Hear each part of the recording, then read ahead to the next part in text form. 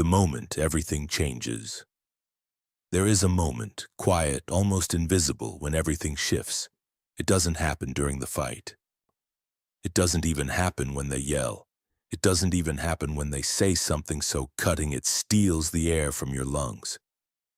It happens later. Alone. Rachel was sitting in her car outside her apartment in Chicago, engine off, city lights flickering across the windshield. Her phone screen had gone dark minutes ago, but she was still staring at it as if it might explain something. Her chest felt tight, not from anger, not even from sadness, from confusion. The argument replayed in her mind like a distorted film. She had brought up something simple. She felt dismissed at dinner. Somehow, by the end of it, she was apologizing. For being too sensitive, for misinterpreting, for creating drama, and for not understanding him. Again. Her heart was racing, yet she couldn't pinpoint why. There were no broken plates, no screaming neighbors, just words, calm words, controlled words. Words that made her question her own memory. Have you ever walked away from a conversation feeling smaller than when you entered it, but unable to explain why? That's the moment. That's where it begins. And here's the part that will stop you cold. If you feel confused more often than you feel angry, you are not dealing with strength.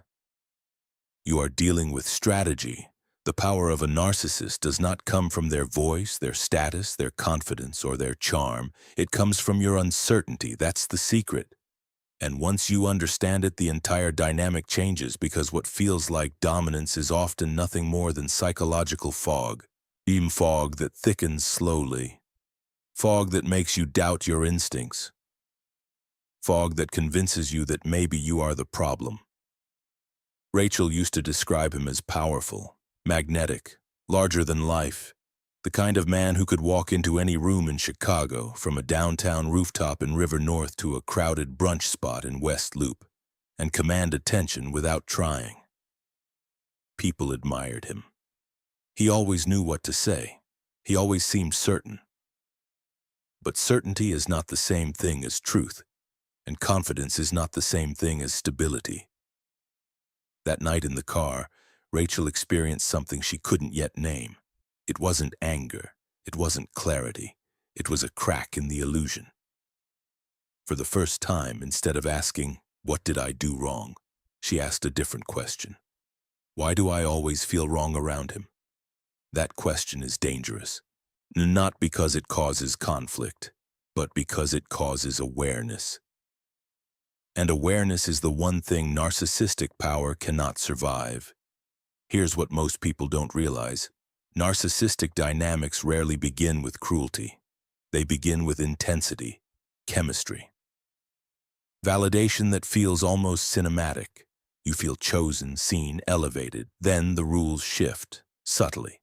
So subtly you barely notice.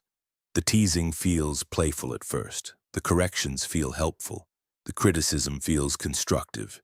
The emotional withdrawal feels justified.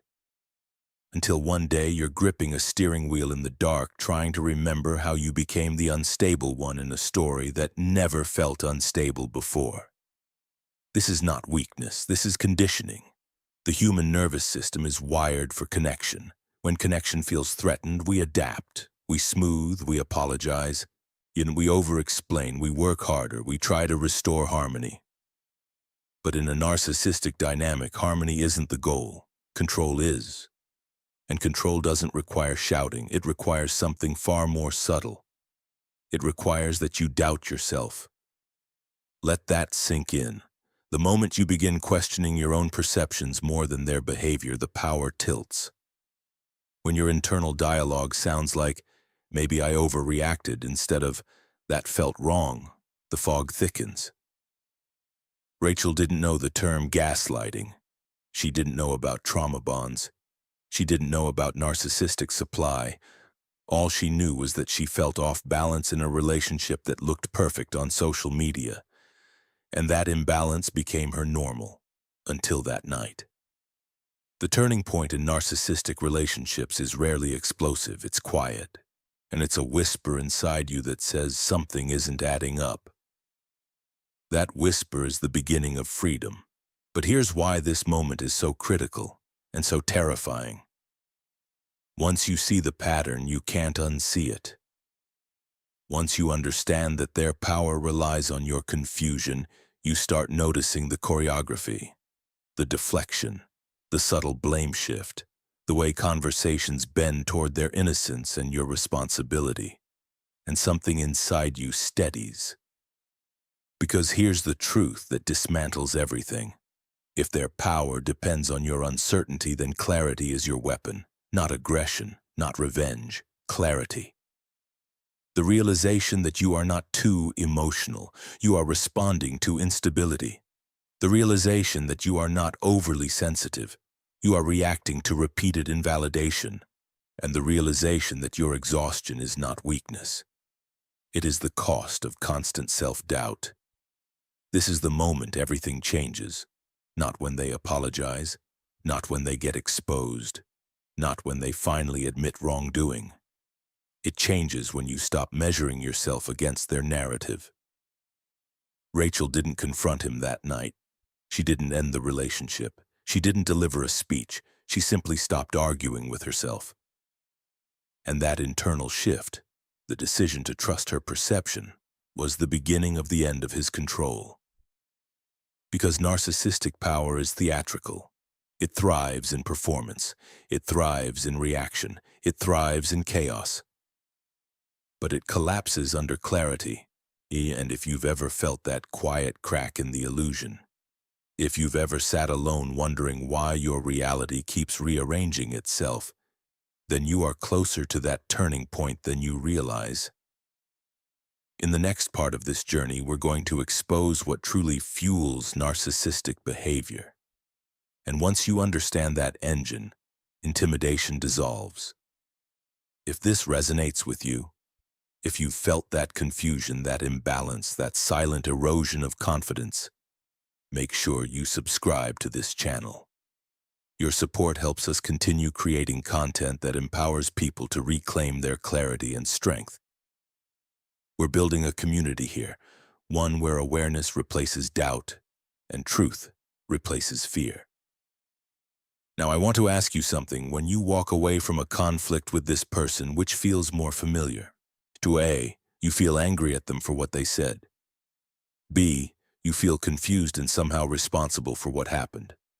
Comment A or B below.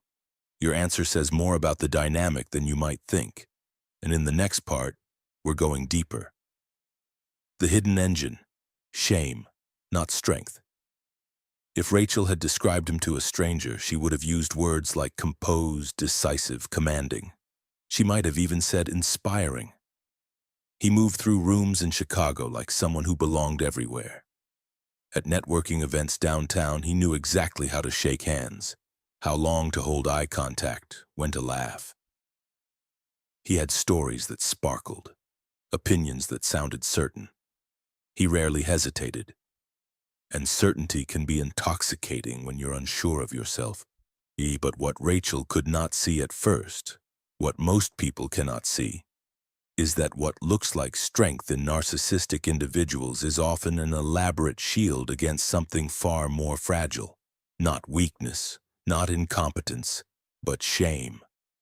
Not the ordinary kind of shame that comes and goes. Not the kind that teaches you humility or growth. This is deeper, chronic, foundational. A buried conviction that, without admiration, they are nothing special. Without recognition, they are invisible. Without superiority, they are ordinary. And for someone structured around image and validation, ordinary feels like annihilation.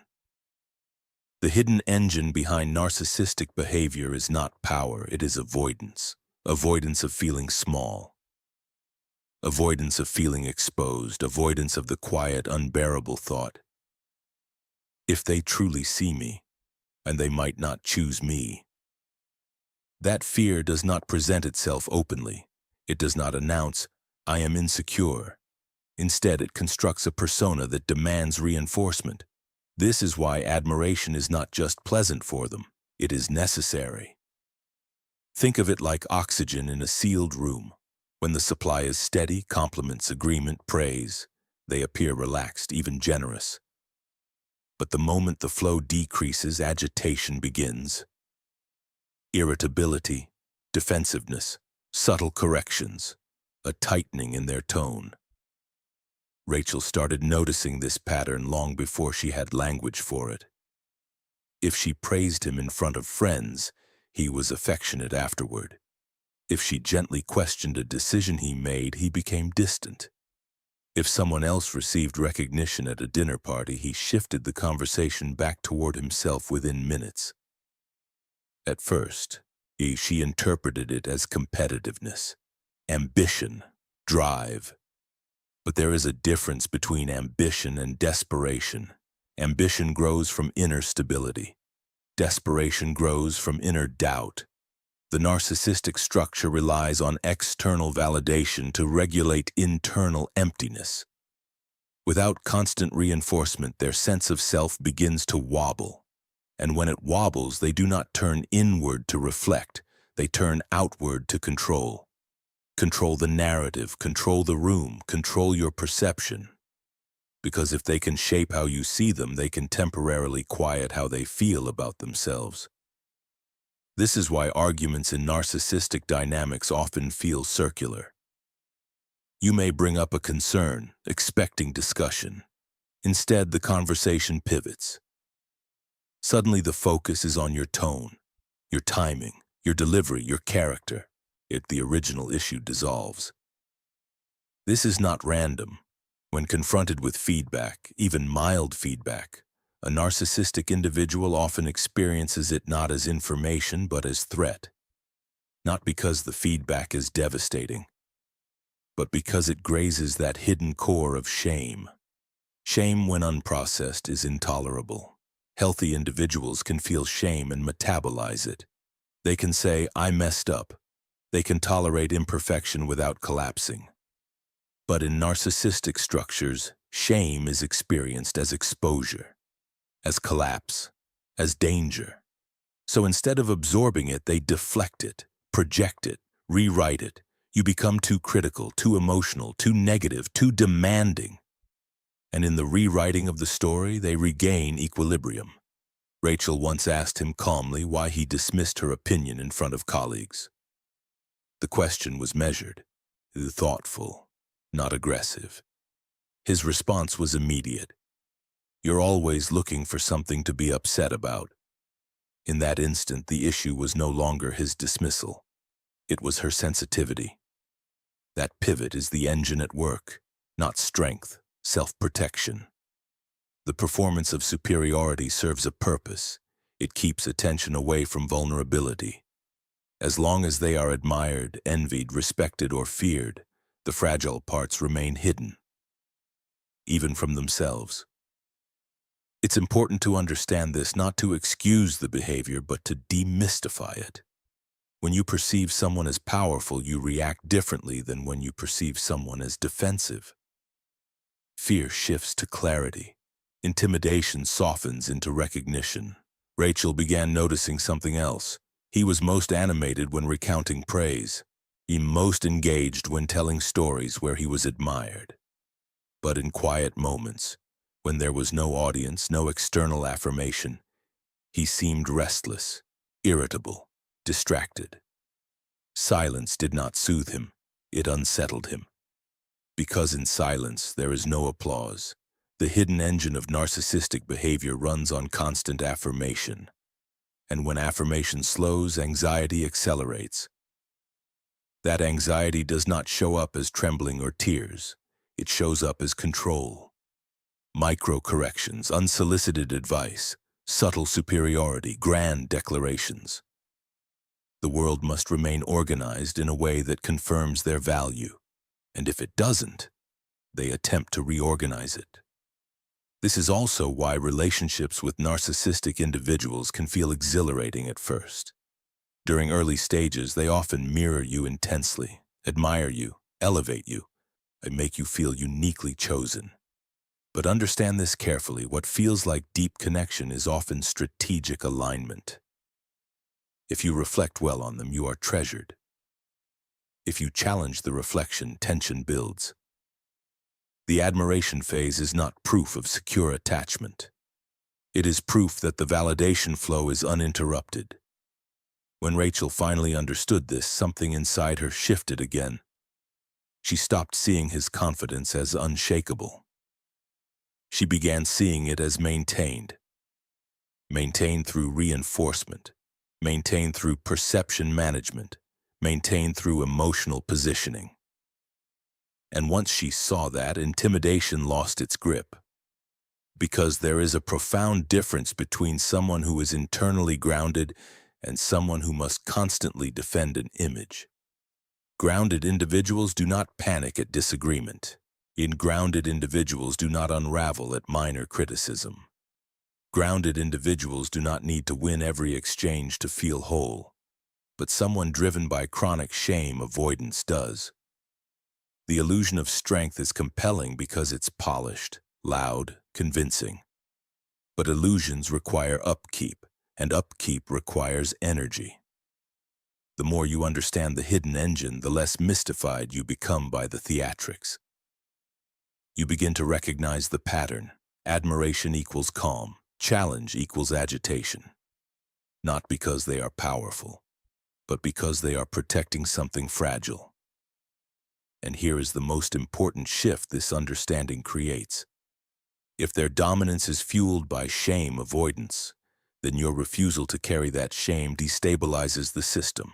When you stop absorbing blame that isn't yours, when you stop over-explaining to repair their discomfort, when you stop shrinking to preserve their image, you interrupt the engine. The admiration flow becomes inconsistent. The control weakens, not because you attacked them, but because you stepped out of the role assigned to you. Rachel didn't confront him with psychological terms. She didn't accuse him of insecurity. She simply stopped internalizing his deflections. And that quiet refusal began altering the energy between them. Understanding the hidden engine doesn't make the behavior disappear overnight, but it dissolves intimidation. It reframes confidence as compensation. It reframes dominance as defense. And once you stop mistaking defense for strength, the entire dynamic shifts again. Because when you realize the loudest person in the room may be the one most afraid of silence, you stop fearing their volume. And when you stop fearing it, you begin to reclaim yourself. The bait and the hook. Daniel never raised his voice. That was the unsettling part. When Rachel first met him at a friend's rooftop gathering in Chicago, he seemed measured, observant, even restrained. He wasn't the loudest man in the room. He didn't dominate conversations with obvious arrogance. Instead, he listened closely, almost too closely. He remembered details. He studied reactions. He asked questions that felt thoughtful. But what Rachel later understood was this: Daniel wasn't just listening, he was mapping. Every story she told, every insecurity she admitted, every small wound she casually referenced, he stored it. Not maliciously, not consciously in the way villains are portrayed in movies, but instinctively. Information is leverage when your emotional survival depends on staying one step ahead. The bait in narcissistic dynamics is rarely explosive. It doesn't announce itself as manipulation. It arrives disguised as humor, concern, curiosity, or harmless commentary. "You're so passionate," he once said after she defended a point in a discussion. It sounded like praise, but there was a slight tilt to it, a tone that implied something excessive, a suggestion that maybe passion was a flaw. Another time, when she shared a professional goal, he smiled and said, "That's ambitious. Do you think you're ready for that level of pressure?"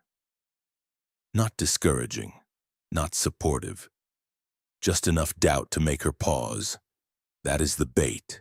It is subtle enough to be deniable, soft enough to avoid confrontation, but sharp enough to land. And the hook is not in the words themselves. The hook is in your nervous system. Because once something feels off, your body reacts before your mind catches up. A tightening in your stomach, a quickening heartbeat, a slight mental scramble to reinterpret what was just said. Did he mean that negatively? Was that a joke? Am I overthinking? The narcissistic dynamic thrives in that split second of uncertainty, because when you question your interpretation, you begin the work for them. You self-correct. You soften your response. You adjust your tone. The hook sets. Daniel had a pattern. If Rachel expressed disappointment about something small, a missed call, a forgotten plan, he would respond with exaggerated calm. "I can't believe you're making this into such a big deal."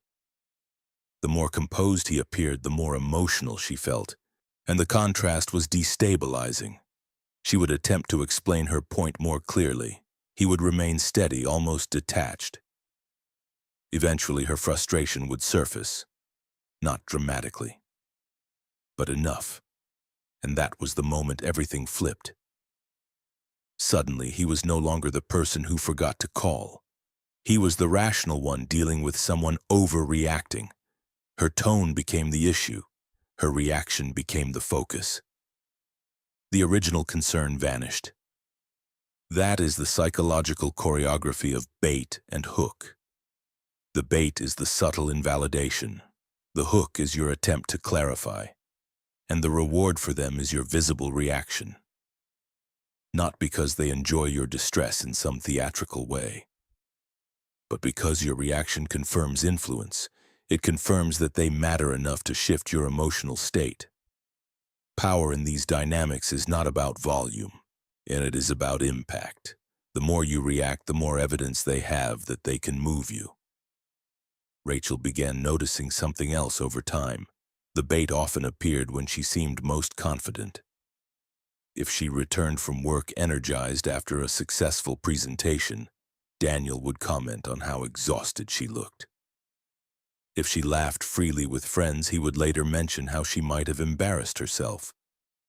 Moments of her strength were often followed by subtle destabilization. Why? Because confidence in you reduces dependence on them, and reduced dependence threatens control. This is why the bait is rarely obvious. It must be deniable. If confronted, it transforms instantly. "You're too sensitive." "I was just joking." "You misunderstood." The narrative pivots quickly, and now you're defending your perception instead of examining their comment. The hook tightens when you attempt to prove that you are not unreasonable. It is important to understand something fundamental here. Eventually, anyone reacts. There is a myth that emotionally strong people never lose composure, that if you simply meditate enough, read enough self-help books, or practice enough self-regulation, you will remain untouched. But sustained psychological pressure exhausts even the most grounded individuals. Holding back reaction requires energy. Suppressing confusion requires energy. Reframing subtle attacks requires energy. And when the conversation stretches long enough, when the baiting continues layered and relentless, the nervous system reaches its limit.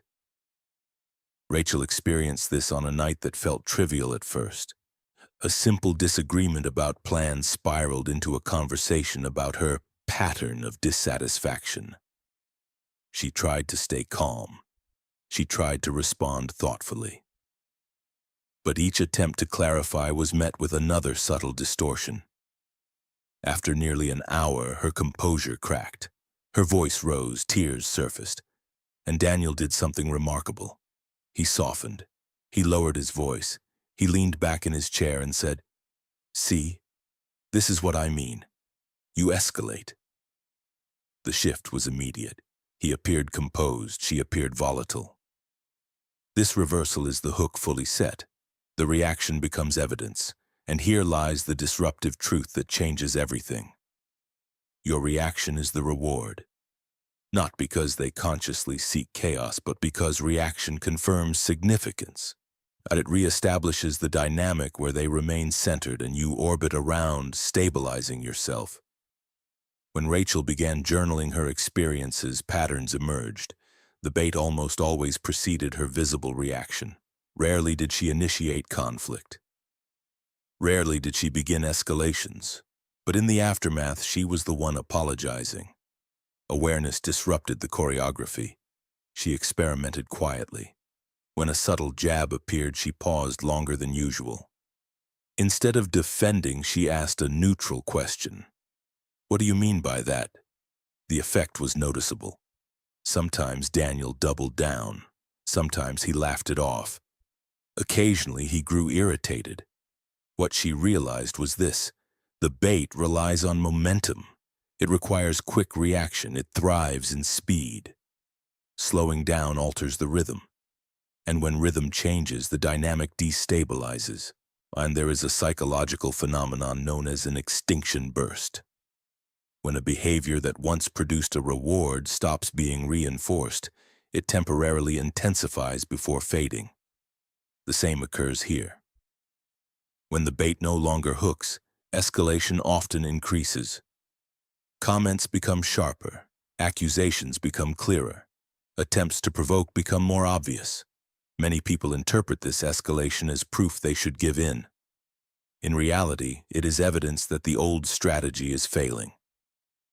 The hook only works if you believe you must immediately defend yourself. But what happens when you no longer rush to correct the narrative? What happens when you tolerate the discomfort of not being instantly understood? What happens when you let the silence sit? The dynamic shifts, because if your reaction was the fuel, non-reaction is depletion.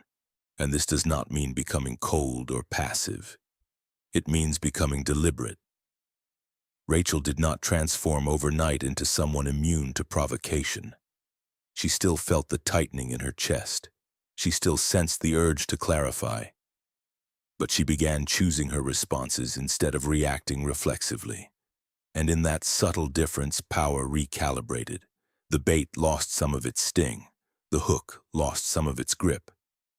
Daniel's influence did not disappear immediately. But it began to wobble. Because the choreography requires two dancers. When one steps back, the performance falters. Understanding the bait and the hook does not eliminate conflict. It eliminates confusion. And once confusion diminishes, fear follows. And because when you recognize that the reaction was never proof of weakness but proof of conditioning, you begin reclaiming your nervous system. You begin choosing silence strategically. You begin asking instead of defending. You begin observing instead of absorbing. And slowly, almost imperceptibly, the hook slips free. Not because they stopped casting bait, but because you stopped swallowing it. The illusion of superiority. There is a particular kind of night in New York when everything feels amplified. The skyline glows like it's performing for itself. Conversations spill out of restaurants in the Upper East Side. Glasses clink. Laughter rises and falls like music. It was at one of those dinners, long table, linen napkins, curated wine, that Rachel first saw the illusion crack. Daniel was in his element. He told stories effortlessly, and a recent business win, a connection he made. An anecdote that positioned him just close enough to influence without seeming boastful. People leaned in. They laughed at the right moments. They nodded at his opinions. He made eye contact with precision, holding it just long enough to create intensity. Rachel watched him the way she always had, with admiration mixed with unease. From across the table, he looked untouchable, intelligent, controlled, socially agile, the kind of man who never stumbled publicly. If someone at the table had been asked that night who seemed most confident, most grounded, most impressive, Daniel would have been the unanimous choice. And that is how the illusion survives. Superiority, when performed skillfully, can feel real. It can feel earned. It can even feel inspiring.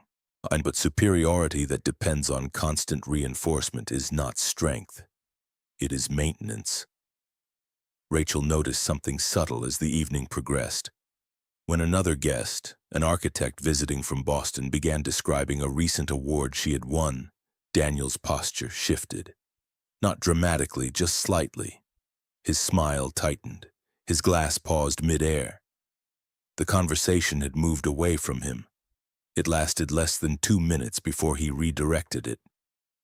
"That's impressive," he said smoothly, then pivoted. "It reminds me of a project I consulted on last year."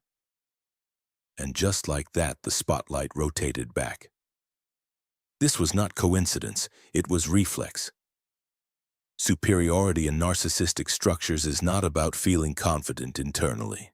It is about managing external hierarchy. The room must remain organized in a way that protects status. Even if someone else rises too visibly, recalibration becomes necessary. Rachel began noticing how often this happened. Praise directed elsewhere was subtly reframed. Compliments given to others were qualified. Success stories were met with comparison. Rarely was there simple celebration, because celebration without comparison requires security, and security does not need to dominate. The illusion of superiority is powerful because it convinces not only the audience, but sometimes the person performing it. When admiration flows steadily, the persona solidifies. When others defer, it reinforces the hierarchy. When no one challenges, the image stabilizes. But illusions are fragile. They require constant confirmation. Rachel saw this more clearly on the drive home that night. The dinner had been flawless. Everyone had complimented Daniel's insights, yet he seemed restless. "Did you notice how that architect kept talking about herself?" he said, tone light but edged. Rachel hesitated. She was answering questions. He shrugged. "It just seemed excessive." There it was again. Superiority does not tolerate competition, even perceived competition. And here is where the illusion becomes particularly confusing. Narcissistic superiority can look different depending on the style. Sometimes it is overt, commanding, bold, the loudest voice in the room, the person who interrupts freely, who positions themselves as authority without invitation. Other times it is quieter, a subtle moral high ground, a cultivated humility that feels saintly, the person who appears selfless, generous, and deeply empathetic, yet somehow always emerges as the most virtuous figure in the narrative. Different styles, same structure. In Daniel's case, it was polished charisma layered over relentless status monitoring. Superiority is not just about being admired, it is about ensuring no one eclipses you. And when someone does, even briefly, internal equilibrium wavers. Rachel began experimenting quietly. At another gathering weeks later, she intentionally praised someone else's achievement enthusiastically. She watched Daniel carefully. He smiled, but his hand tightened around his glass. Later that evening, in private, he commented on her enthusiasm. "You seemed really impressed with him." The statement was neutral, but beneath it was something else. Comparison, evaluation. Why was her attention directed elsewhere? In the illusion of superiority demands constant alignment. Partners, friends, colleagues, they are expected to orbit in ways that reinforce the central image. If they drift, tension follows. This is why relationships in these dynamics often feel constricted. You may not consciously recognize it, but you begin adjusting your behavior. You soften praise for others. You limit stories that do not involve them. You monitor how much attention you give away. Not because they explicitly demand it, but because you sense the shift when the balance tips. Superiority, in its illusion form, is highly sensitive. It cannot afford equality. Equality implies shared space. Shared space implies unpredictability, and unpredictability threatens control. What Rachel had once interpreted as confidence, she began seeing as vigilance. Daniel was not relaxed in social settings. He was scanning. Who holds influence here? Who is admired? Where do I stand? When you observe closely, the illusion reveals strain. True confidence expands when others succeed. It does not constrict. It does not require comparison. It does not flinch when attention moves. But narcissistic superiority is constructed, not rooted. It is theater, and theater requires audience participation. If the audience stops applauding, the performance falters. Rachel noticed something else that unsettled her. In private, Daniel sometimes spoke critically of the very people he charmed publicly. The architect from Boston? Overrated. The colleague who received recognition? Lucky timing. Public admiration. Private diminishment. This duality serves a purpose. If others are reduced privately, your superiority remains intact internally. It is a way of restoring balance. The illusion is preserved by mentally shrinking those who threaten it. Understanding this shifted Rachel's perception in a way that surprised her. She no longer felt intimidated at dinners. Instead, she felt observant, detached, curious. What once seemed like dominance began to look like effort, because maintaining superiority requires constant effort. Monitoring reactions, controlling narratives, redirecting praise, minimizing threats. It is exhausting. And exhaustion leaks through cracks. Rachel saw those cracks more often now. Moments of irritability when not centered. Moments of withdrawal when not affirmed. Moments of subtle hostility when not prioritized. The illusion of superiority is compelling because it plays into human instinct. We are drawn to confidence. Yet we are reassured by certainty. We admire composure. But when composure depends on perpetual reinforcement, it is not composure. It is dependency. The most destabilizing realization Rachel had was this. Daniel's superiority did not mean he was above her. It meant he could not tolerate being beside her. Equality was destabilizing. Partnership was threatening. Mutual admiration required humility, and humility requires internal stability. Once Rachel saw that, intimidation lost its charge. Superiority that must be defended constantly is not true power. It is fear dressed elegantly, and when you recognize that the person commanding the room may be working hardest to protect their position in it, your perspective shifts. You stop shrinking. You stop monitoring yourself excessively. You stop assuming their authority is natural or deserved. Because the illusion only works when you believe it. The moment you see the mechanics, the spotlight management, the redirection, the private diminishment, the stage lights feel less blinding. And without the blinding lights, the performance looks different, less powerful, more fragile. And in that recognition, the illusion begins to dissolve. Why boundaries terrify them? The first time Rachel said no without explaining herself, the room went quiet. It wasn't dramatic. There was no shouting, no slammed doors, just a pause. They were in her apartment in Chicago on a Sunday evening. Daniel had decided, without asking, that they would attend a networking event downtown. Rachel had already had a long week. She was tired. She wanted to stay home. In the past, she would have negotiated. She would have softened her tone, offered alternatives. To go if you'd like. The silence that go if you'd like. The silence that followed felt heavier than any argument they had ever had. Boundaries terrify narcissistic structures not because they are aggressive, but because they are clarifying.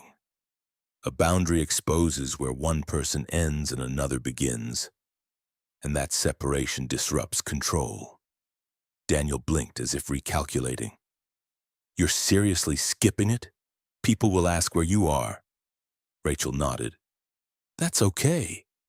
There was no hostility in her voice, no accusation, no emotional charge, just clarity. And clarity is destabilizing. When you set a boundary in a narcissistic dynamic, you are not simply declining an event or ending a conversation. You are withdrawing automatic access. You are signaling that your time, energy, and emotional bandwidth are not open territory.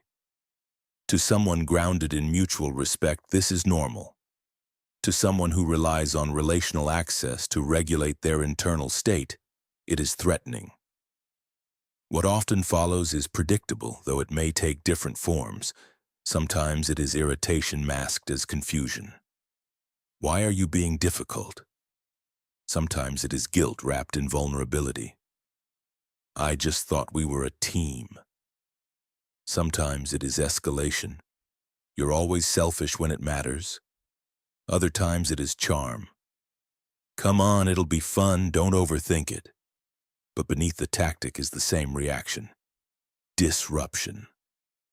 Rachel had always believed that boundaries created conflict. That saying no meant risking disconnection. That refusing meant punishment. And what she began to understand was something more unsettling. The conflict wasn't created by the boundary, it was revealed by it. Healthy boundaries expose unhealthy dynamics. If someone respects your limit, the relationship adjusts and survives. If someone experiences your limit as betrayal, control was likely operating beneath the surface. Daniel did not yell that Sunday night. He didn't need to. Instead, he withdrew. His tone cooled. His messages the next day were brief. There was a subtle shift in atmosphere. Rachel felt it immediately. The familiar pull to repair, to smooth, to restore warmth. This is where many boundaries collapse, not because they are wrong, but because the aftermath is uncomfortable. The body equates distance with danger. Silence feels like rejection. Coldness feels like abandonment. And so you rush to close the gap. You explain more than necessary. You soften your position. You reassure them that you still care. You shrink the boundary. But what if the discomfort that follows a boundary is not proof of error? What if it is proof of effectiveness? Boundaries terrify narcissistic personalities because they interrupt emotional supply. They narrow influence. They reduce predictability. They prevent immediate regulation through you. If you are accustomed to adjusting your tone, your plans, your reactions to maintain equilibrium, then your boundary removes that mechanism. And when the mechanism disappears, anxiety rises. That anxiety may surface as anger. It may surface as accusation. It may surface as dramatic victimhood. Daniel tried each variation over time. Another evening, when Rachel ended a conversation that had begun spiraling into subtle blame, he leaned back and said, "You always shut down when things get real." She could feel the old instinct activating, to defend, to clarify, to prove she wasn't avoiding intimacy. Instead, she repeated calmly, "I'm not continuing this conversation right now." The air tightened. He stared at her longer than usual, as if searching for a crack. There wasn't one. For a moment, his composure wavered. Just slightly. And that was the moment Rachel understood something profound. Boundaries do not threaten secure people. They threaten dependency. In narcissistic structures, relational access is often unconsciously treated as entitlement. Not maliciously, not always consciously, but structurally. Your attention is assumed, your availability is expected, your emotional labor is integrated into their regulation system when you say no, and the fear truly lies. A boundary, the fear truly lies. A boundary communicates independence. Independence implies that you can function without their approval, that you can make decisions without their endorsement, that you can tolerate temporary tension without collapsing. That kind of autonomy is profoundly threatening to someone who equates influence with safety. Because if you do not require their validation, their leverage weakens. Rachel began noticing escalation patterns. When she held boundaries consistently, Daniel's responses intensified temporarily. Sharper remarks, sudden generosity, unpredictable mood shifts. This phenomenon is common when old patterns lose effectiveness. When control decreases, pressure increases. Many people misinterpret this increase as proof that boundaries are harmful. In reality, it often signals that the system is recalibrating. The key difference lies in your internal steadiness. Rachel was not aggressive. She was not punishing. She was not retaliating. She was simply choosing. Choosing when to engage, choosing when to step back, choosing what she would tolerate. Boundaries at their core are acts of self-definition. They answer the question, where do I end and where do you begin? For someone comfortable with mutuality, that clarity is stabilizing. For someone who experiences relational dynamics through hierarchy and influence, that clarity feels like loss. Daniel once said, almost quietly, "You've changed." Rachel paused before responding. "Yes," she said, and the word lingered between them. Change in this context did not mean coldness, it meant differentiation. She no longer rushed to restore comfort at her own expense.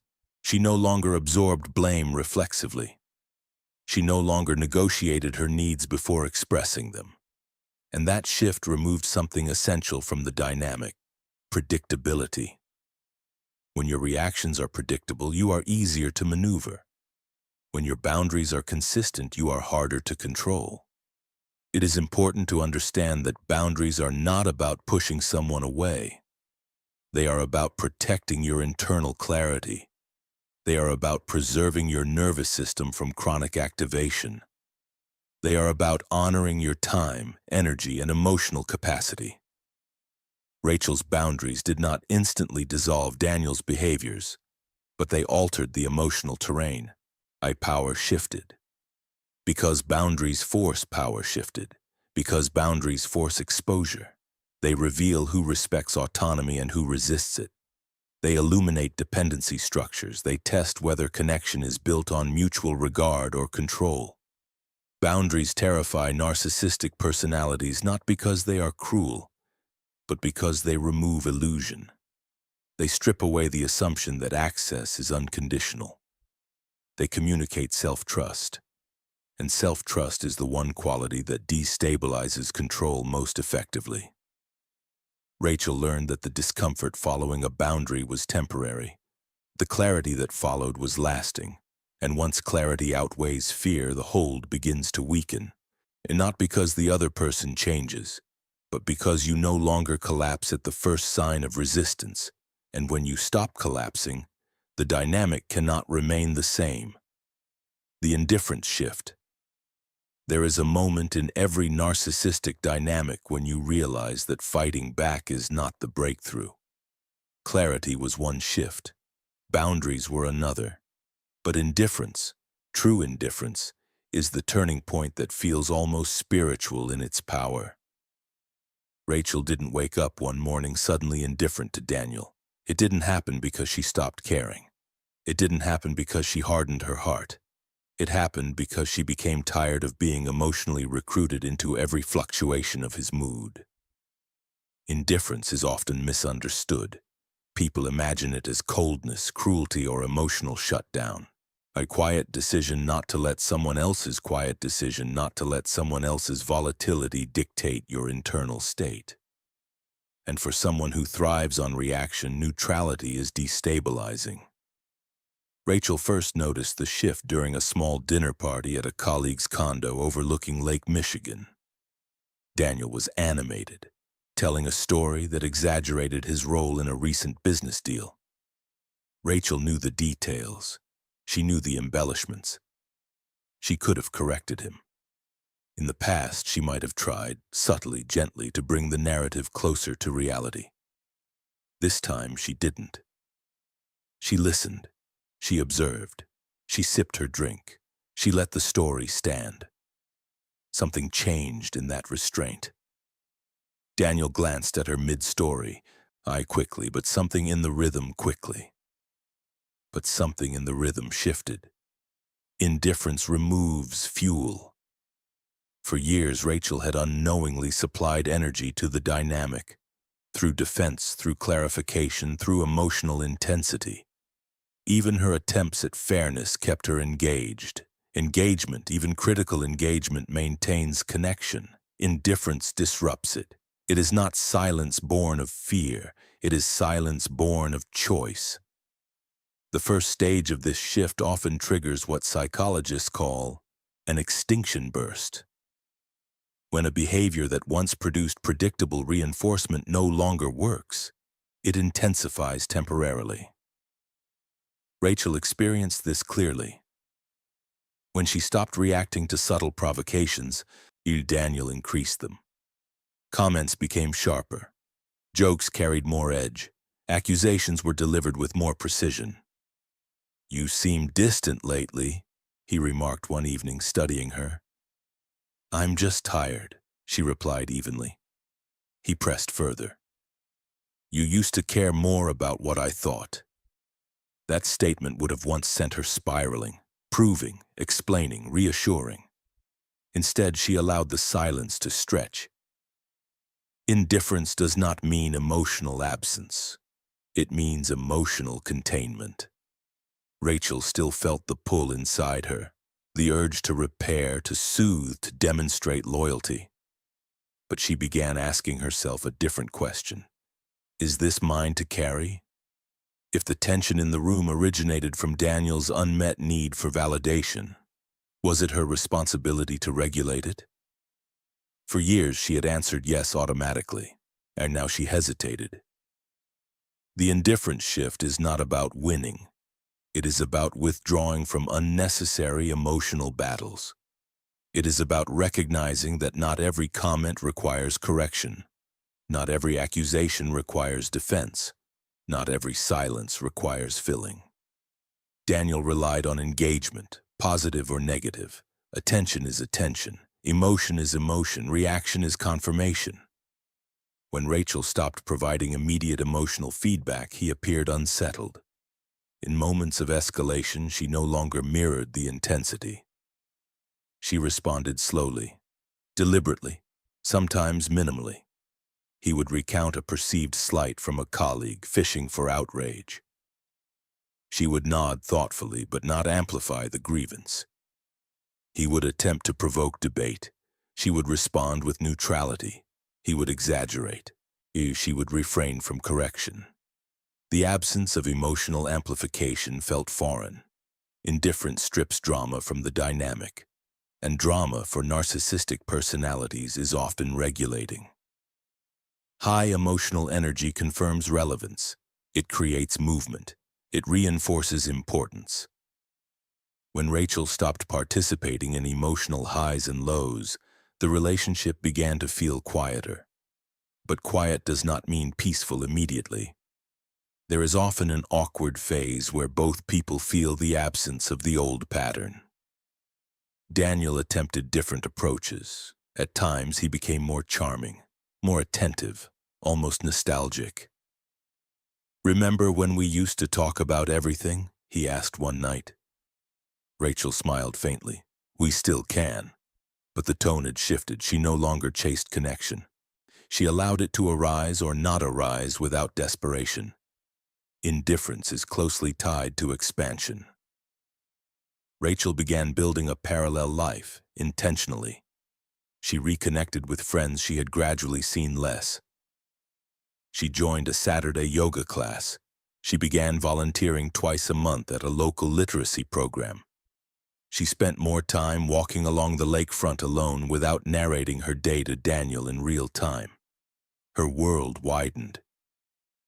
When your world widens, the emotional gravity of one person decreases. That is what makes indifference possible. If your identity is centered entirely around the relationship, every fluctuation feels catastrophic. But when your identity expands, professionally, socially, personally, emotional shocks become smaller.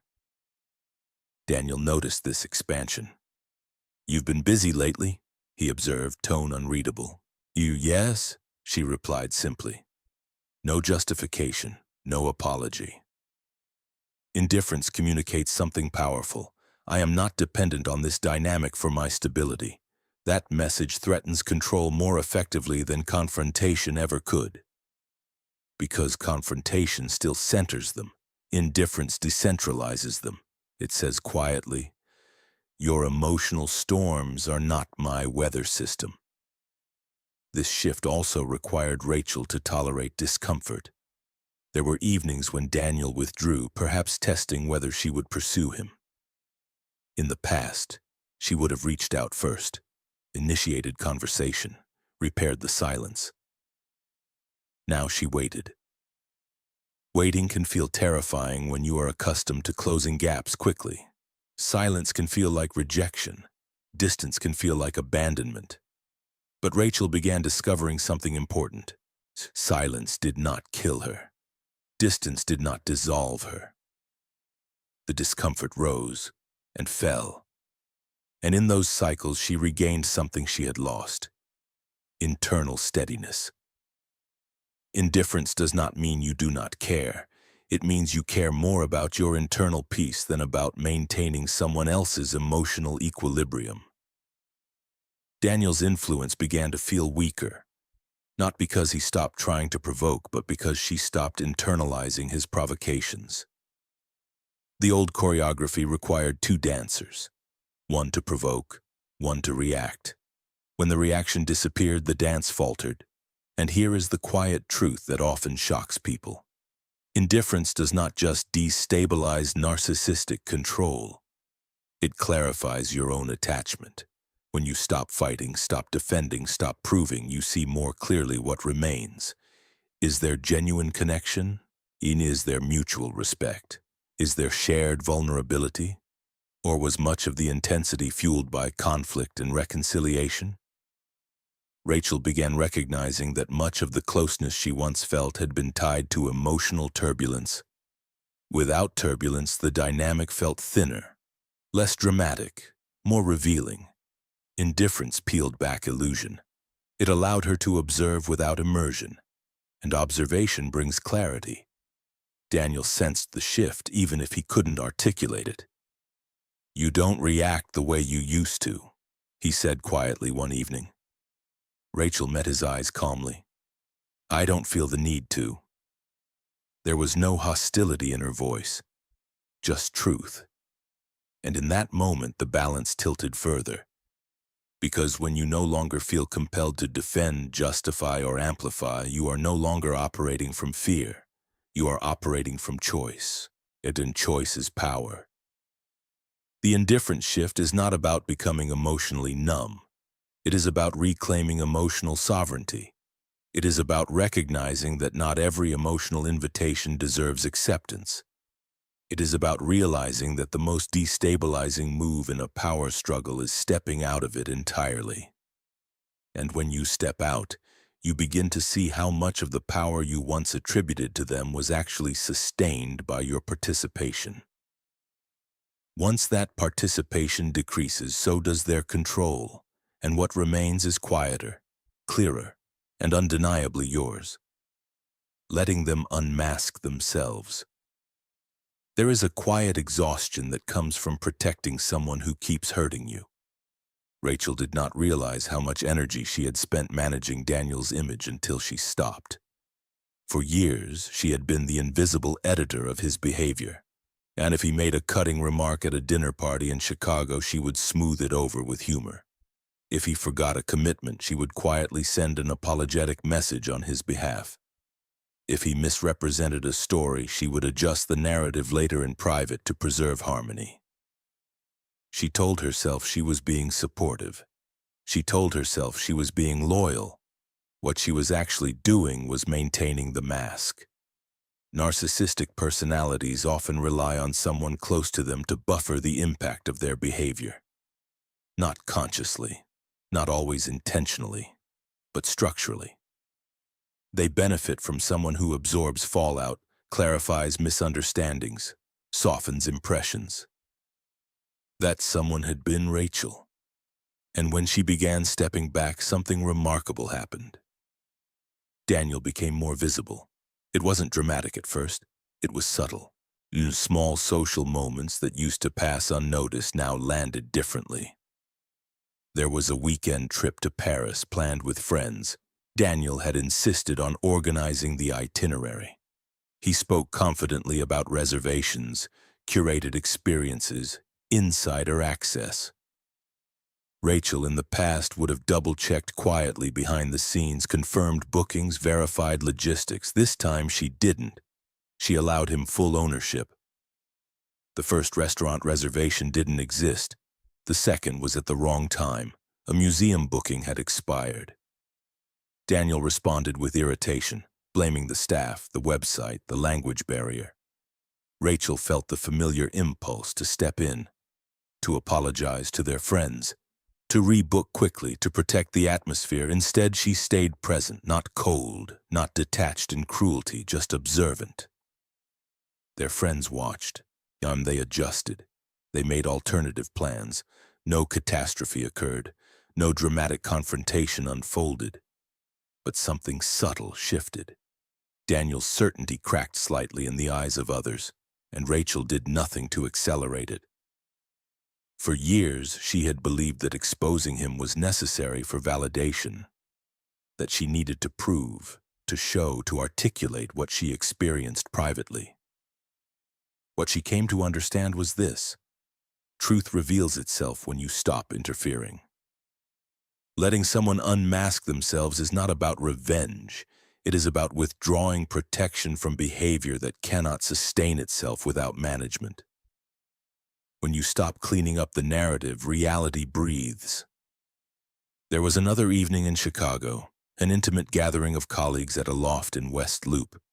Daniel began telling a story that painted himself as the strategic force behind a collaborative project.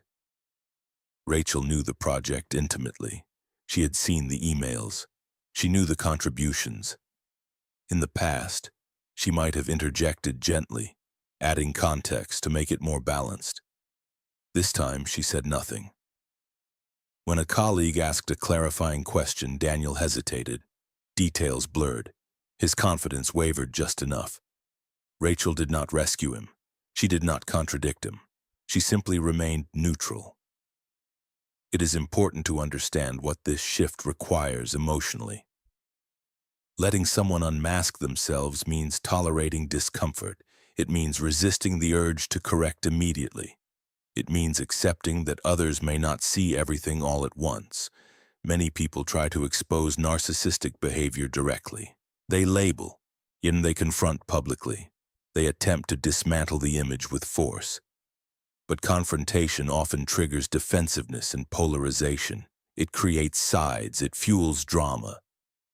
Strategic non-interference is quieter, more powerful, because when people witness behavior without mediation, their observations are their own. Rachel noticed something else. When she stopped being Daniel's buffer, he began recruiting others subtly. A joke about her being overly detail-oriented, a comment implying she worried too much. Light remarks that repositioned her in the social hierarchy. In the past, she would have defended herself instantly. Now she responded minimally. Sometimes with a simple, "That's not accurate," sometimes with silence. The absence of defensive energy altered the dynamic. If she did not appear rattled, the comments lost impact. And the most destabilizing element of narcissistic image management is inconsistency. The public persona and the private behavior do not align. But that misalignment often remains hidden because someone smooths the edges. When smoothing stops, friction becomes visible. Letting them unmask themselves also requires restraint in language.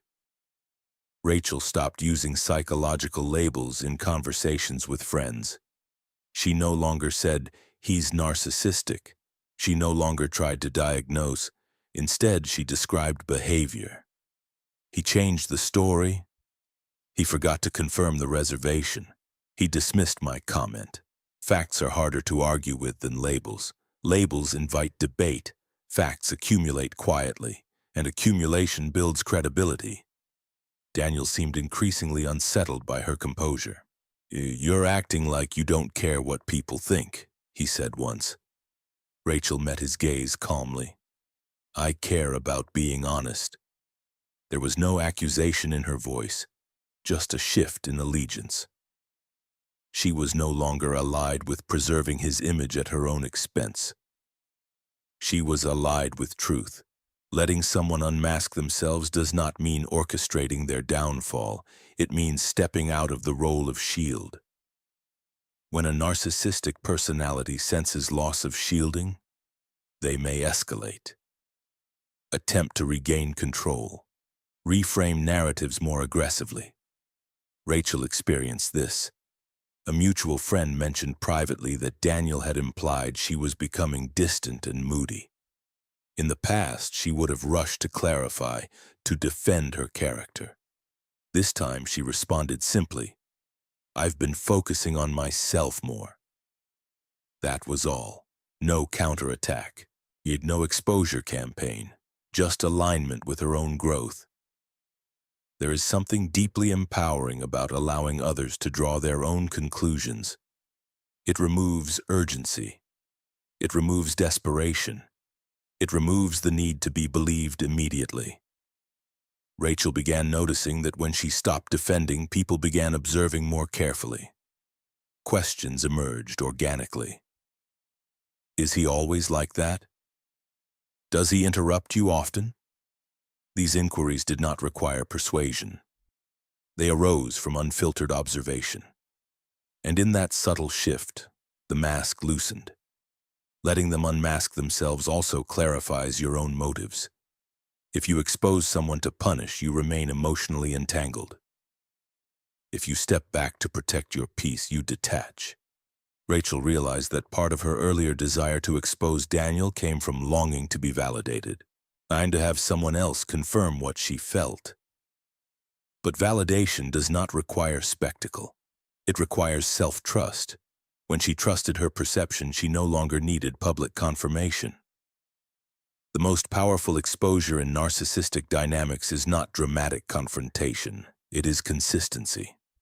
Consistent boundaries, consistent neutrality, consistent refusal to carry shame that is not yours.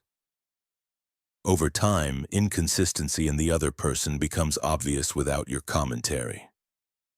The mask slips not because you ripped it off, but because you stopped holding it in place.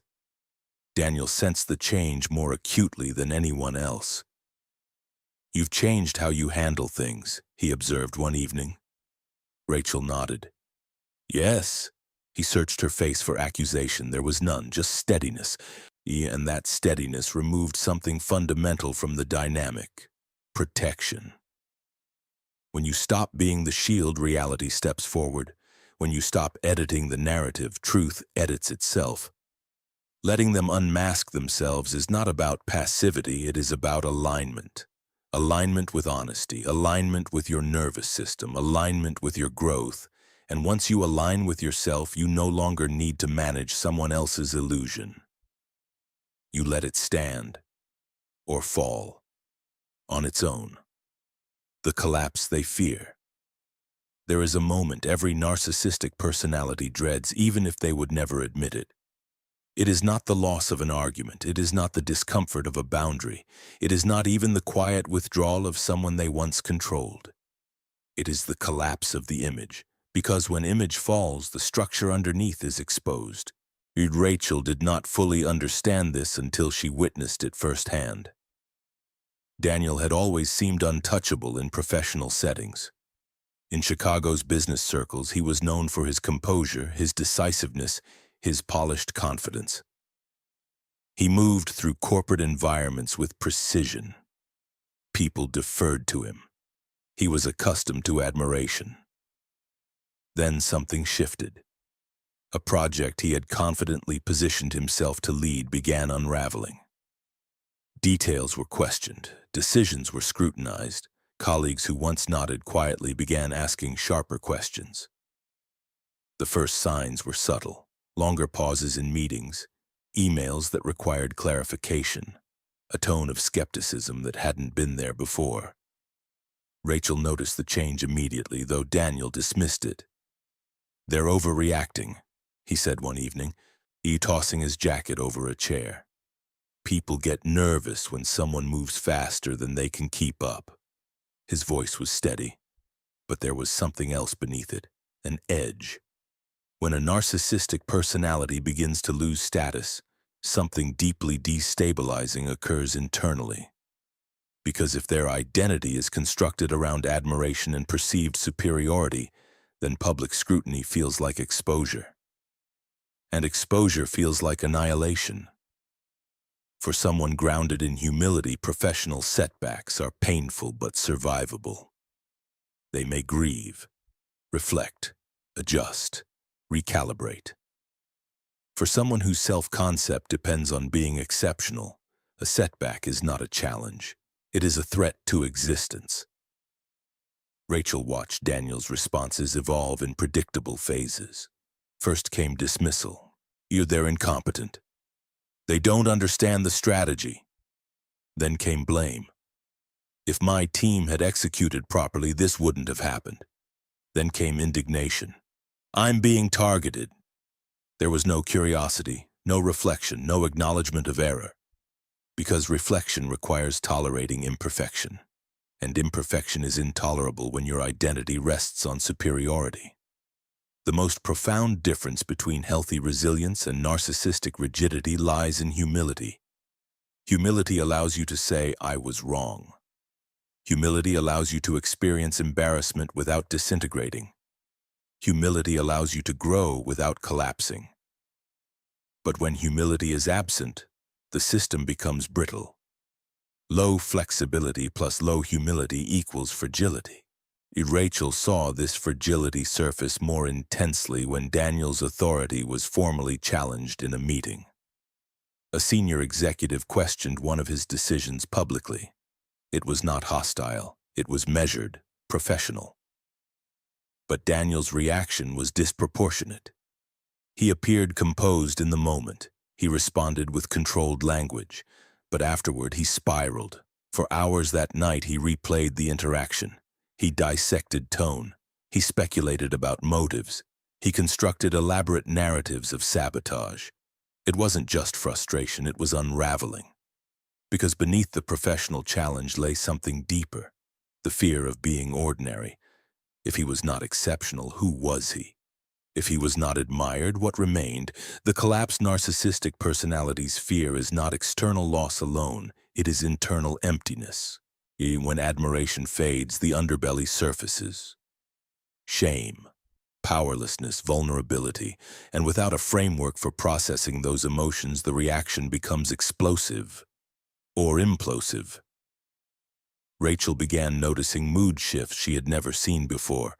Daniel oscillated between rage and withdrawal. Some evenings he was animated, speaking grandly about future triumphs.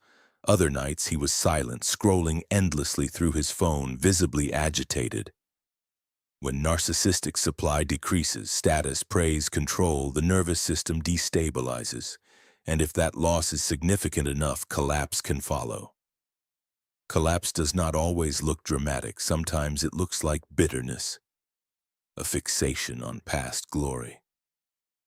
I used to run that department, back when people respected leadership. Sometimes it looks like vindictiveness, quiet attempts to undermine those perceived as responsible for the fall. Sometimes it looks like depression, withdrawal, loss of motivation. The difference between resilience and ego survival becomes stark in these moments. True resilience accepts change. It grieves loss. It recalibrates identity beyond role or status. Narcissistic collapse resists change. It externalizes blame. It clings to past image. It struggles to adapt. Rachel saw something she had never expected to see. Fear, not the loud, dramatic kind, but the quiet kind. The kind that appears when someone realizes the audience is thinning. One evening, Daniel asked casually, "Do you think they're talking about me?" The question hung heavier than it seemed. It wasn't about gossip, it was about relevance. It was about position. It was about image. And the collapse they fear is the moment the mirror stops reflecting admiration. Because without admiration, they must confront themselves, and confrontation with the self requires vulnerability. Vulnerability requires humility. Humility requires stability. If the internal structure was never built on stability, collapse becomes terrifying. Rachel also noticed something else. When Daniel felt professionally threatened, he became more controlling at home. Minor disagreements intensified, small frustrations became larger arguments. This is common. When external power decreases, internal control attempts increase. If status at work falters, dominance at home becomes compensatory. The system seeks equilibrium, but the equilibrium is fragile. There is a reason narcissistic personalities often appear invincible, until they don't. As long as admiration flows, the structure holds. As long as influence remains, the persona shines. But when life inevitably introduces loss, aging, career shifts, public criticism, the cracks widen. And here is the uncomfortable truth. Some narcissistic personalities do not recover fully from major collapse, because recovery requires internal reconstruction. It requires confronting shame rather than deflecting it. It requires integrating imperfection. And if the entire structure was built to avoid those very experiences, reconstruction feels impossible. Rachel began to feel something unexpected during Daniel's unraveling. Not triumph, not satisfaction, but clarity. The man she once perceived as powerful now appeared fragile. Not fragile in a tender, connective way, fragile in a brittle way. One significant loss could fracture him. And that realization dissolved intimidation permanently. Because the collapse he feared was already visible in smaller ways. In the irritation when questioned, in the agitation when ignored, in the hostility when challenged, in the melancholy when admiration dipped. The grand image had always depended on conditions. Remove the conditions. Watch the structure strain. Understanding this does not make you cruel. It makes you clear. When you see how dependent the persona is on reinforcement, you stop fearing it. You stop imagining them as unshakable. You stop assuming they will always land on their feet effortlessly. Because the truth is far more human and far more sobering.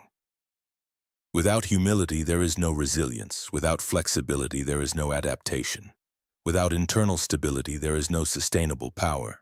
Rachel no longer saw Daniel as invincible. She saw him as constructed. And once you see the construction, the illusion of permanence fades.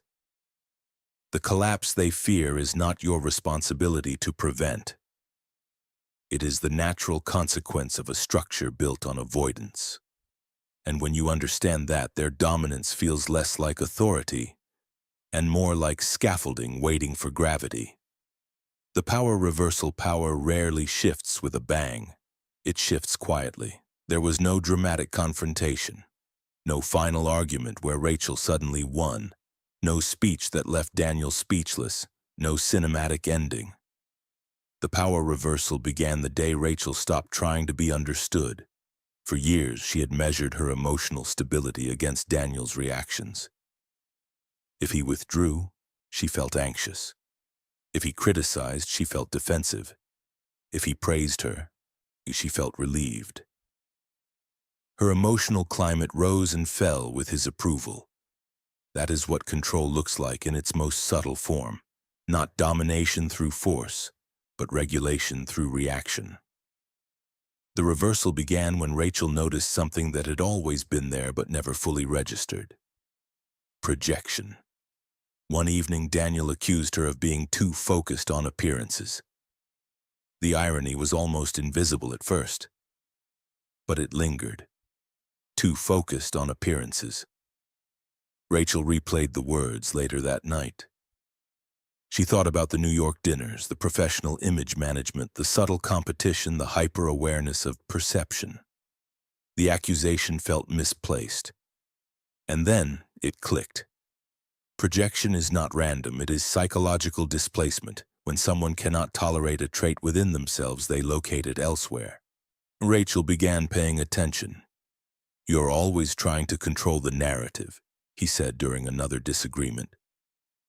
She felt the familiar flicker of confusion. But instead of defending, she paused.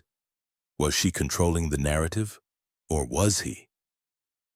The shift was subtle but profound. When you absorb the accusation, you carry it. If you absorb the accusation, you carry it. You question yourself. You analyze your behavior excessively. If you recognize the accusation as displacement, something changes. Rachel stopped internalizing immediately. She began asking herself calmly, "Does this belong to me?" If the answer was no, she let it pass. This is the power reversal, not shouting back, not exposing, not retaliating, but declining ownership of misplaced blame. Daniel would make sweeping statements. "You're becoming distant." Instead of scrambling to prove warmth, Rachel evaluated internally. Was she distant, or was she simply less reactive? "You're always critical." Was she critical, or was she finally expressing boundaries? The power dynamic weakens when you stop arguing against false narratives and start trusting your own perception. Rachel noticed something else as this shift solidified. Daniel's comments lost their emotional sting, not because he stopped making them, but because she stopped believing them. Belief is the bridge between accusation and pain. Without belief, accusations fall flat, and when accusations fall flat, influence diminishes. The reversal deepened when Rachel began anchoring herself internally instead of externally, and she started identifying her own values clearly: integrity, calm communication, reciprocity. She evaluated her behavior against those values, not against Daniel's momentary opinions. If she acted in alignment with her values, she felt steady. If she misstepped, she corrected herself privately. She no longer needed Daniel's feedback to define her character. That internal validation blueprint altered everything. Because narcissistic dynamics rely heavily on external validation loops, approval equals relief, criticism equals anxiety. Rachel removed herself from the loop. She did not become indifferent to growth. She did not become immune to reflection. She simply stopped outsourcing her self-concept. There was a conversation one evening that crystallized the reversal.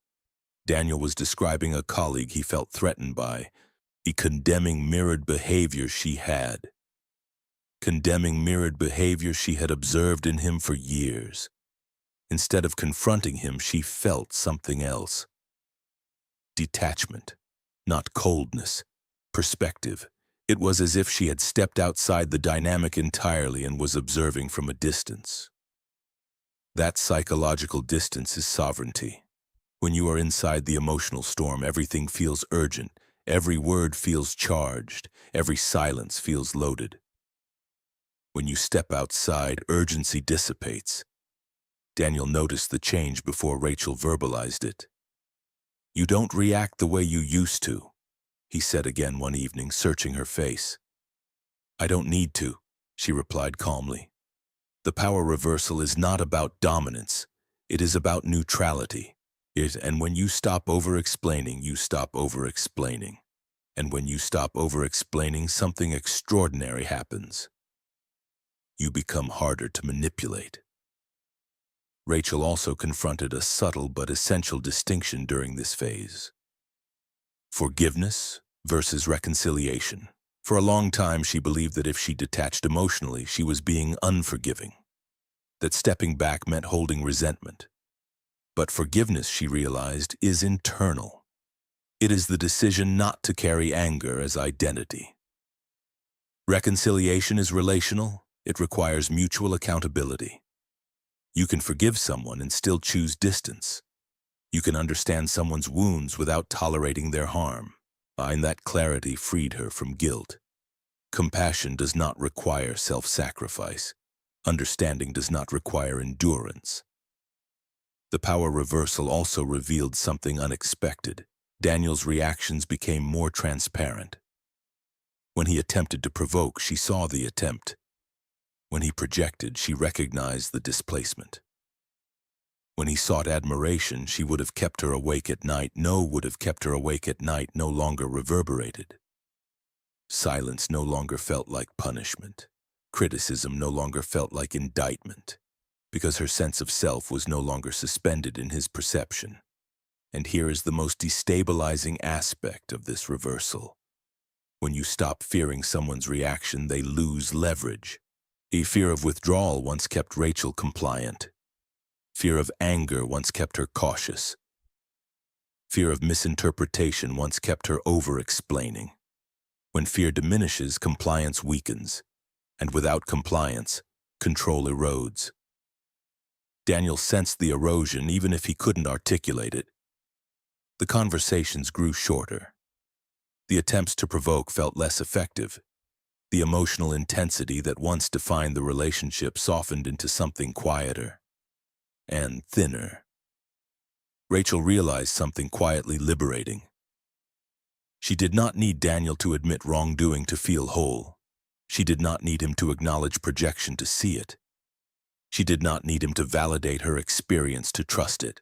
That is sovereignty. The power reversal is internal before it is visible, and it is the moment you stop looking outward for confirmation and start looking inward for alignment. It is the moment you recognize that your stability does not depend on their mood. It is the moment you understand that control requires participation, and you withdraw yours.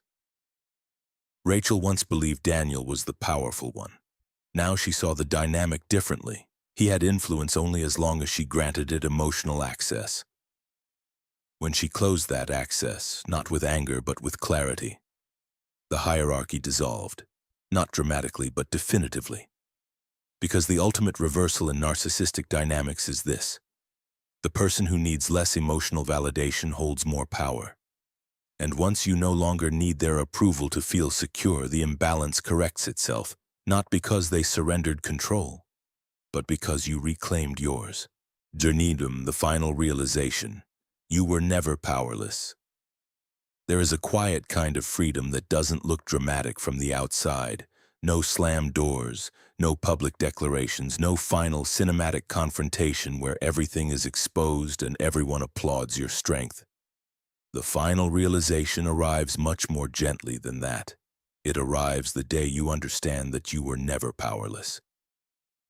Rachel discovered this not in a moment of victory, but in a moment of stillness. It was early morning in Chicago. The city had not yet fully woken. She stood by the window of her apartment, watching the soft light rise over Lake Michigan. Daniel was asleep in the other room. There was no argument lingering, no immediate tension, just quiet. And in that quiet, she noticed something extraordinary. Her chest was not tight. Her thoughts were not racing. Ian could shift her mood. Because he could shift her mood. Because he could destabilize her confidence. Because he could reframe reality so convincingly that she doubted her own perceptions. But standing there in that soft morning light, she understood something that changed everything. He had never controlled her. He had only influenced her through access. Access to her self-doubt. Access to her fear of abandonment. Access to her desire to be understood. Access to her need for harmony. That access had felt like authority, but it was not authority, it was permission, and permission can be revoked. The final realization in narcissistic dynamics is not that the other person changes. And it is not that they suddenly become accountable or self-aware or apologetic. It is that you change. You stop interpreting their moods as verdicts on your worth. You stop experiencing their silence as punishment. You stop seeing their criticism as diagnosis. You stop believing that their perception defines reality. And when those shifts solidify, something inside you stabilizes in a way that feels almost unfamiliar. Rachel no longer scanned Daniel's tone for hidden meaning. She no longer rehearsed explanations in advance of conversations. She no longer adjusted her emotional expression to avoid provoking reactions. Not because she was careless, but because she was grounded. The trauma bond that once felt magnetic began to feel transparent. She could see the pattern clearly now. The idealization, the subtle destabilization, and the cycles of intensity and distance, the performance of superiority, the collapse when admiration faltered, the projection, the attempts to regain control. And she could see her own participation, The over-explaining, the defending, the smoothing, the absorbing, the protecting. Seeing the full pattern removed shame, because shame thrives in confusion. Clarity dismantles it. Rachel realized that what she once interpreted as weakness, her sensitivity, her desire for connection, her instinct to repair, were not flaws. They were strengths misdirected. Her empathy had been used against her. Her patience had been stretched thin. Her openness had been leveraged. But none of those qualities were evidence of powerlessness. They were evidence of depth. And depth is not weakness, it is capacity. And the final realization also brought something else into focus. Choice. For years, Rachel felt trapped inside the dynamic, as though Daniel's personality dictated the atmosphere, as though she was reacting to inevitability. But once she understood that influence required participation, she saw choice everywhere. Choice to respond or not, choice to engage or not, choice to explain or not, choice to remain or leave, choice to forgive internally without reconciling externally, choice to expand her world beyond the relationship, choice to define herself independently. The power she believed Daniel held had always been relational. It depended on her reaction, on her investment, on her fear. Remove those, and what remains? A person with personality traits, a human being with insecurities, no longer a towering figure, just a person. She had endured the destabilization and rebuilt herself each time. If she could survive that, what was left to fear? The illusion of control often depends on exaggerating consequences. If I set a boundary, everything will explode. If I withdraw, I will lose everything. If I stop explaining, I will be misunderstood forever. But when you test those fears, you often discover something surprising. You survive. You feel discomfort. You feel uncertainty, but you survive. Rachel no longer fantasized about Daniel's collapse. She no longer waited for external validation. She no longer needed him to admit the truth. She had her own, and that was enough. The ultimate liberation in narcissistic dynamics is not winning. It is indifference to winning. It is not proving them wrong. It is no longer needing to prove anything. It is not exposing them publicly. It is no longer protecting them privately. It is not changing them. It is changing your own access points. Rachel thought back to the night she sat in her car in Chicago, heart pounding, questioning her sanity. If she could speak to that version of herself now, she would not tell her to fight harder. She would not tell her to gather evidence. She would not tell her to craft better arguments. She would tell her one simple truth. You are not crazy. You are not weak. And you are not powerless. Powerlessness was the feeling created by confusion. Once confusion dissolved, power reemerged, not as dominance, not as aggression, but as calm, as self-trust, as stability that does not fluctuate with someone else's approval. Daniel did not become a different person, but Rachel did. And that is the final realization that breaks the spell.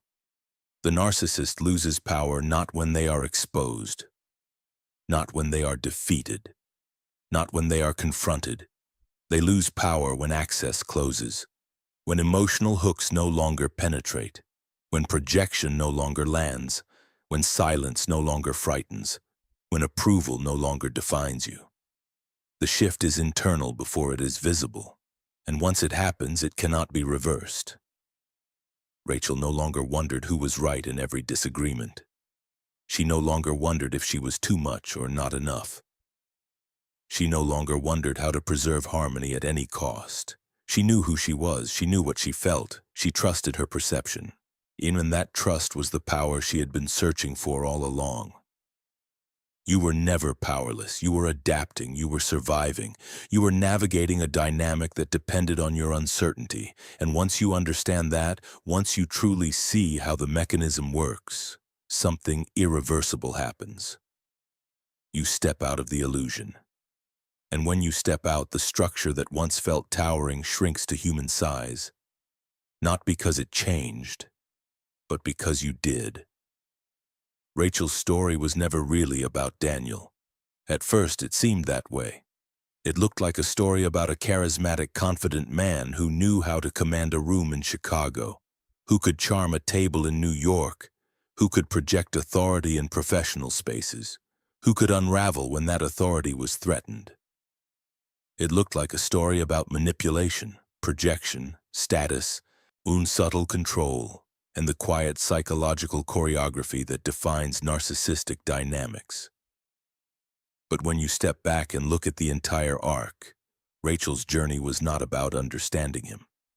It was about rediscovering herself.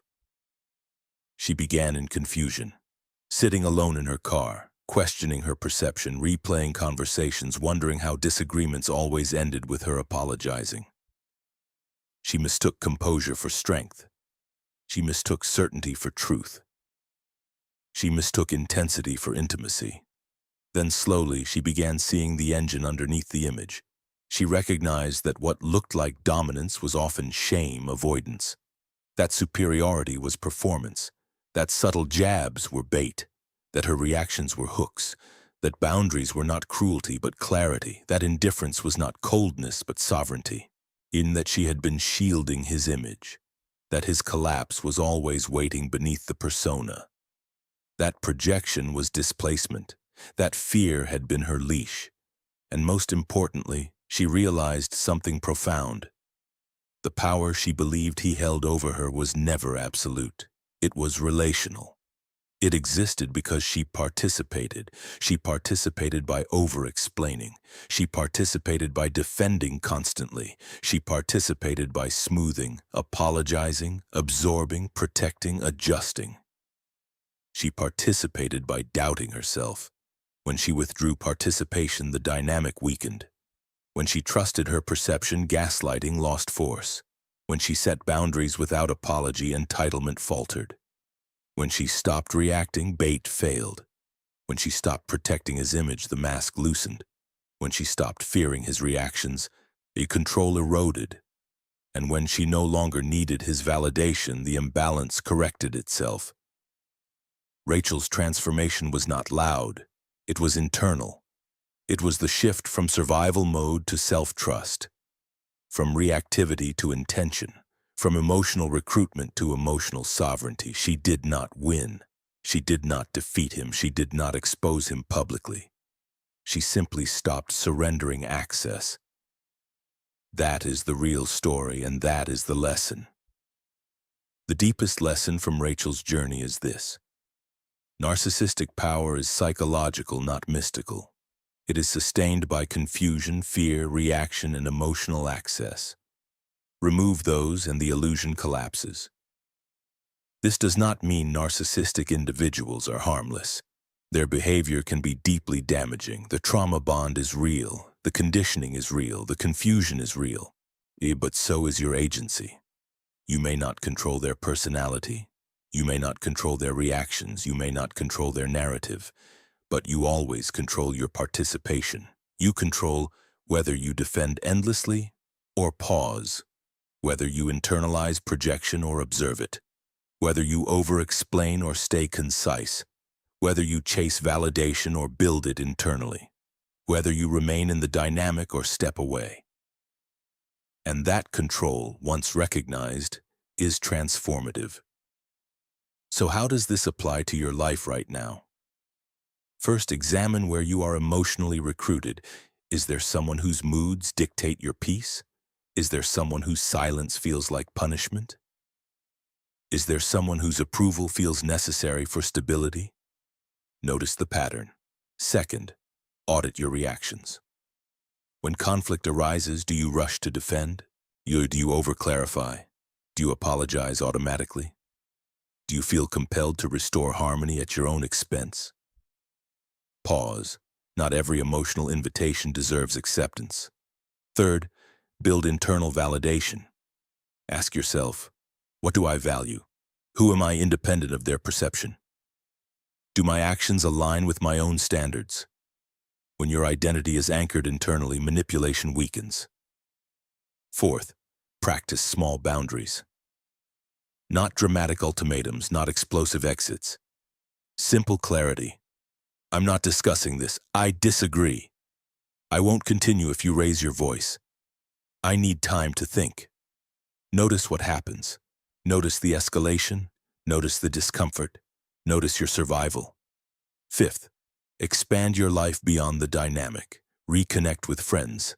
Develop skills. Invest in your health. Create goals independent of the relationship. A power shifts when your world expands. Finally, understand this. You are not weak because you were affected. You are human. Empathy is not stupidity. Sensitivity is not fragility. Patience is not submission. These are strengths that require boundaries to remain healthy. Rachel did not lose herself because she was foolish.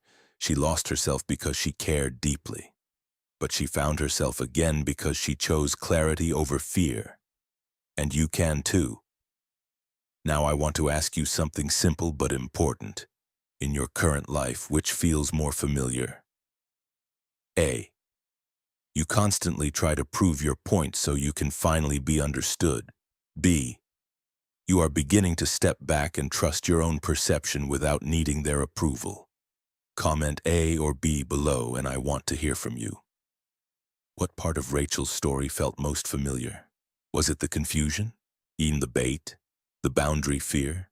The indifference shift? The power reversal? Share your perspective in the comments so others can learn from your experience too. And if this resonated with you, if it helped you see your situation more clearly, subscribe to the channel. Your support helps us continue creating content that empowers, educates, and strengthens this community. You are not alone in this. And more importantly, you were never powerless.